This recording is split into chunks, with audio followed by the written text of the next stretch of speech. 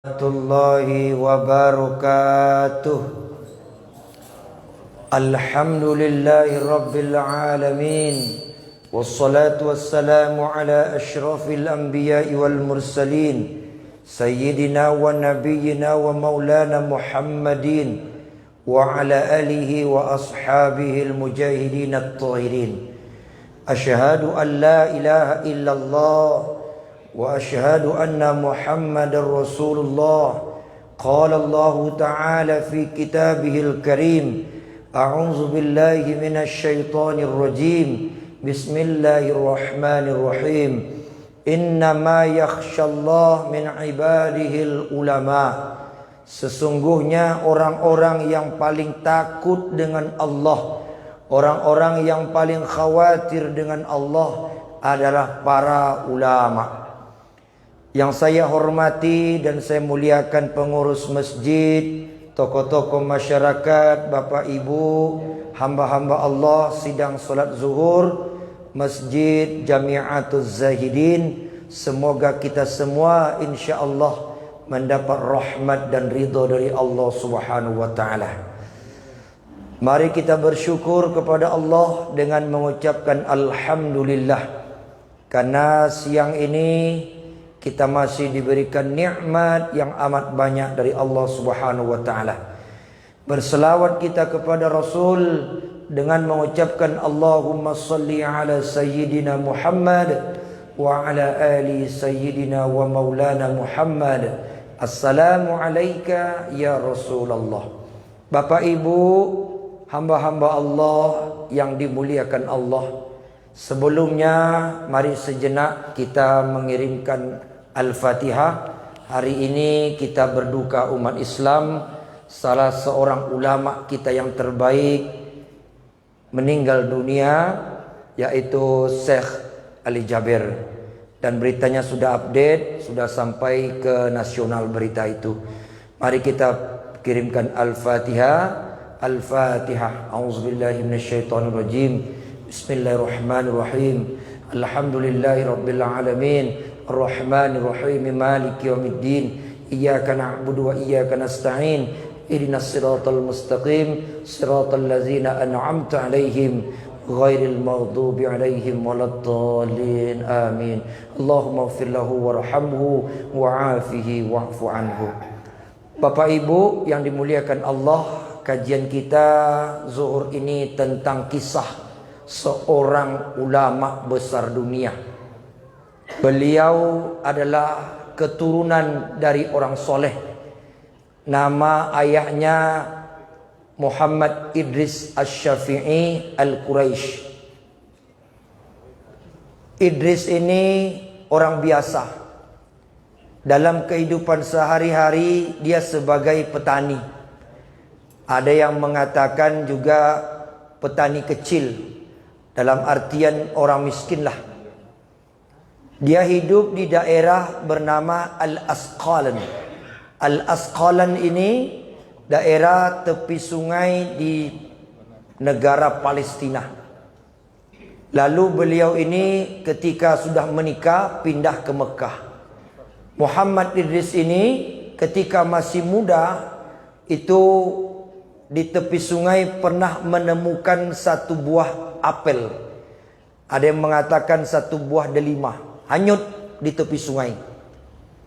Ketika dalam kondisi lapar, Idris ini tak sengaja mengambil apel yang hanyut itu. Setelah apel itu dimakan, baru terpikir, ini yang saya makan ini pasti ada pemiliknya. Satu apel loh Bapak Ibu. Satu buah apel dan itu pun hanyut. Itu pun hanyut. Bukan dia ambil apel orang. Bukan apel yang diambil dari pohonnya. Hanyut di sungai. Setelah dia makan, baru terpikir, ini yang punya pasti ada pemiliknya. Saya tidak akan merasa tenang sebelum ketemu pemilik apel ini. Maka dia carilah, ditelusuri sungai ini, ketemulah kebun apel yang luas. Singkat cerita, dia cari pemilik itu. Ketika bertemu, bercerita, dia minta apel itu dihalalkan apa yang sudah dimakan. Pemilik apel ini tak terima. Tidak semesti, tidak seenak itu saya menghalalkan apel yang hanyut, yang sudah kau makan. Ada syaratnya. Apa syaratnya? Kau mesti menikahi anak gadisku. Wah, satu apel mesti nikah sama orang. Ini kan berat. Tapi ingat, anakku itu perempuan buta. Dia pekak, bisu, dan dia lumpuh. Masya Allah. Bayangkan Bapak Ibu, makan apel mesti dapat ganjaran, memenuhi persyaratan, nikah dengan perempuan yang buta, yang pekak, yang bisu, yang lumpuh. Tapi karena Idris ini orang soleh, orang yang taat kepada Allah, dan dia tak rela ada yang masuk dalam tubuhnya hal yang haram. Padahal secara hukum Islam itu halal karena sudah hanyut. Tapi dia khawatir ini bisa haram karena bukan punya saya. Dia rela dihukum dengan cara menikah dengan perempuan yang serba kekurangan. Singkat cerita Bapak Ibu, akhirnya datanglah waktu pernikahan. Ketika mau dinikahkan, setelah dinikahkan, Idris ini siap masuk kamar pengantin. Ya bahasa kitanya MP lah. Malam pertama. Setelah masuk kamar, dilihatnya ada satu orang perempuan yang cantik, bak bidadari, matanya yang bulat bersinar, mulutnya yang sempurna, telinganya yang bisa mendengar, kakinya sempurna. Lalu Idris ini keluar kamar. Salah masuk saya nih. Ini tidak orang, ini orangnya. Dia ketemu sama mertuanya. Yang mana kamar istri saya? Yaitu. Tapi bukan dia yang engkau ceritakan. Anakku itu memang ada dalam kamar. Tapi kau bilang dia buta. Kau bilang dia pekak. Kau bilang dia bisu. Kau bilang dia lumpuh. Tapi yang kulihat bidadari. Hai Idris, aku mengatakan anakku itu buta karena dia tak pernah melihat maksiat. Aku bilang dia telinganya pekak, tuli, karena dia tak pernah mendengarkan kecuali bacaan Al-Quran, kecuali nasihat-nasihat agama. Aku katakan dia bisu karena tak pernah keluar dari mulutnya fitnah, riba, perkataan-perkataan yang haram. Aku bilang dia lumpuh karena dia tak pernah melangkah ke tempat yang dilarang oleh Allah. Masya Allah. Dari situlah pernikahan Idris dengan perempuan ini. Dan singkat ceritanya, lahirlah seorang anak yang bernama Abu Abdullah Muhammad bin Idris Asy-Syafi'i Al-Quraisy. Lahir 150 Hijrah. Itulah dia Imam Asy-Syafi'i. Memang lahir ulama itu Bapak Ibu, lahirnya orang baik, lahirnya generasi yang qurrata a'yun, lahirnya Rabbi habli minas solehin, dari bibit yang soleh, dari orang tua yang baik, dari orang tua yang benar. Mimpi dapat anak soleh, mimpi dapat anak ulama, mimpi dapat anak yang baik. Yang kita kasih makan itu belum tentu benar. Yang kita makan saja masih banyak yang subhat.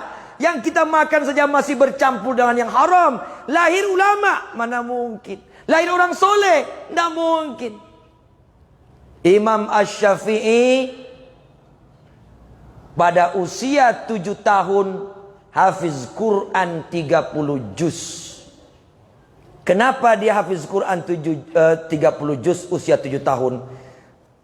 Kisahnya, ibunya ketika hamil 9 bulan, selama 9 bulan itu ibunya khatam Quran 7 kali. Jadi ibu-ibu ingin anak soleh, hafiz Quran, dia mulai hamil baca Quran terus. Dengarkan Quran karena rekaman paling kuat. Buktinya Imam Syafi'i umur 7 tahun dia hafiz Quran. Lalu ibunya membawa beliau menuntut ilmu-ilmu Islam, belajar agama. Umur 10 tahun digendongnya anaknya belajar agama, pindah sini pindah situ, sampai ketemu dengan ulama besar di Madinah yang bernama Imam Malik. Dalam usia 15 tahun Imam Syafi'i hafal kitab Al-Muwatta. Kitab Al-Muwatta itu karangan Imam Malik, tebal dari Al-Quran, hafal semua. Ketika sudah hafal semuanya, apa kata Imam Malik? Hai Syafi'i, aku tak bisa ngajar kau lagi. Ilmuku sudah habis, sudah pindah ke kepala engkau. Kau pindah dari Madinah nih, cari tempat lain, cari ulama lain, cari guru lain. Lalu ibunya menganjurkan, Asy-Syafi'i, kau pindah ke Irak. Pergilah merantau ke Irak. Berjalan kakilah dari ke Irak. Apa kata ibunya? Imam, ingat Syafi'i, jangan pulang sebelum engkau menjadi ulama. Atau kau takkan bertemu dengan ibumu, kita bertemu di surga. Masya Allah. Hai Syafi'i, selamat melakukan perjalanan, tuntut ilmu, nanti kita bertemu di surga. Ini ibu yang soleh. Kalau kita baru menitip anak pesantren 2 hari menangis kita. Hah? Baliklah nak, mak tak tahan nak. Hah? Titip anak pesantren seminggu, datang mak ke situ nangis-nangis, tak bisa mak pisah, baliklah. Balik dia pun jadi penjahat dia. Astagfirullah. Imam Syafi'i, singkat cerita Bapak Ibu, nih kisahnya saya singkat-singkat saja. Ada iktibar kita ambil. Sampai di Irak belajar dia dari berbagai macam ulama. 2 tahun. 2 tahun dia belajar kepada ulama, belajar kitab-kitab fikih, kitab-kitab hadis. Dia hafal semua kitab-kitab ulama. 2 tahun. 18 tahun umurnya dia jadi ulama besar di Irak. Salah satu murid Imam Syafi'i pergilah haji. Beberapa waktu setelah itu naik haji. Sampai di Mekah, murid Imam Syafi'i itu ceramah di halaqah-halaqah Masjidil Haram. Setiap dia ceramah dia sebut qala Syafi'i, qala Syafi'i, qala Syafi'i. Berkata Imam Syafi'i, berkata Imam Syafi'i. Bertanya orang, siapa Imam Syafi'i itu? Guru kami di Irak yang besar. Dia orang Mekah. Dia guru kami terkenal di sana. Dia itu sumber ilmu.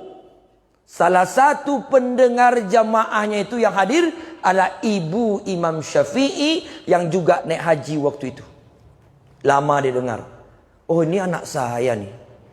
Kemudian dia temui syekh ulama itu. Maaf ulama, yang tuan maksud dengan Syafi'i itu siapa? Itu guru kami, ulama besar di Irak. Dialah mengajarkan kami dan saya sampai di sini tuh berkat ilmu dia. Tapi dia orang Mekah, dia punya ibu. Apa kata ibunya? Sayalah ibunya.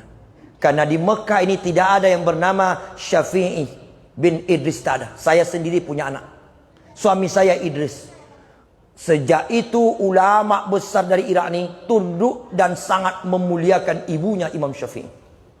Ada pesan ibu, saya mau balik ke Irak lagi. Ada pesan untuk Imam Syafi'i? Ada. Sampaikan kepada dia, dia boleh pulang. Baru boleh pulang. Sampailah berita ke Imam Syafi'i, pulanglah Imam Syafi'i. Ketika Imam Syafi'i pulang, dikasih hadiah. Ulama dikasih hadiah, kasih onta, kasih makanan. Berapa banyak onta dikasih sebagai penghargaan kepada Imam Syafi'i? 100 ekor onta lebih. Kalau sekarang harga onta berapa? 40 juta. Kali 100? Wah, kalah Fortuner. Sudah seharga Lamborghini itu. Dikasih. Dan setiap onta itu dibekali dengan makanan-makanan. Pulanglah Imam Syafi'i didamping oleh murid-muridnya. Sampailah di pintu Mekah. Datang muridnya menemui ibunya. Itu adat tradisi orang budaya yang baik itu. Jangan ketemu langsung ibu. Kirim utusan dulu. Orang sekarang enggak. Di pranknya mak dia. Diam-diam sampai ke rumah. Dikejutkannya. Pingsan mak dia. Imam Syafi'i sampai pintu Mekah. Perbatasan Mekah itu dikirim utusan. Sampai cari makku di sini. Ini rumahnya, ini tinggalnya. Sampai di situ. Assalamualaikum warahmatullahi wabarakatuh. Dijawab sama ibu, kamu siapa? Saya utusan dari Imam Syafi'i. Saya muridnya. Apa kabar Imam Syafi'i? Apa kabar Syafi'i? Beliau sudah sampai di perbatasan kota Mekah. Apa yang dia bawa? Dia membawa banyak kekayaan. Anak ibu hebat sekarang. Dia sukses. Dia bawa onta 100 ekor lebih. Dan masing-masing onta membawa bekal makanan dan harta berlimpah.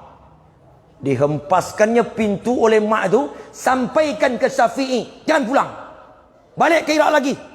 Saya suruh dia menuntut ilmu, cari harta dia. Wah, itu ibu yang soleh. Kalau awak, itu yang ditunggu-tunggu. Mobil kredit, pulanglah nak. Hendak. Ibunya tidak.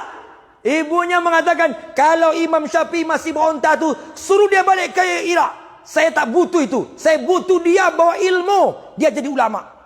Pulanglah utusan dari Imam Syafi'i. Apa kata ajudan itu? Maaf Tuan Guru, ibu anda nyuruh balik. Hah? Balik ke Irak? Kenapa? Apa yang kau bilang sama dia? Engkau membawa 100 ekor onta. Kenapa itu yang dibilang? Udahlah. Sekarang semua onta-onta ini kau cari fakir miskin yang ada di Mekah. Kau bagikan. Semuanya bagi. Semuanya. Tanpa tersisa. Akhirnya Imam Syafi'i tinggal satu kitab ini. Datang utusan kedua. Bu, Imam Syafi'i sudah hampir sampai. Bawa apa dia? Dia tak bawa apa-apa. Ontanya bagaimana? Sudah dibagikan. Dia hanya bawa kitab. Kalau gitu suruh dia balik. Tak bawa harta. Tidak bawa kekayaan. Dia bawa ilmu. Subhanallah. Itulah panutan kita di Indonesia, Imam Asy-Syafi'i. Kenapa Imam Syafi'i banyak dianut oleh orang Indonesia? Karena dulu yang membawa Islam ke Indonesia itu dari Yaman bermazhab Syafi'i. Tapi kalau sekarang ada yang bermazhab Maliki, silakan. Hanafi silakan, Hambali silakan. Tak perlu kita saling menyalahkan.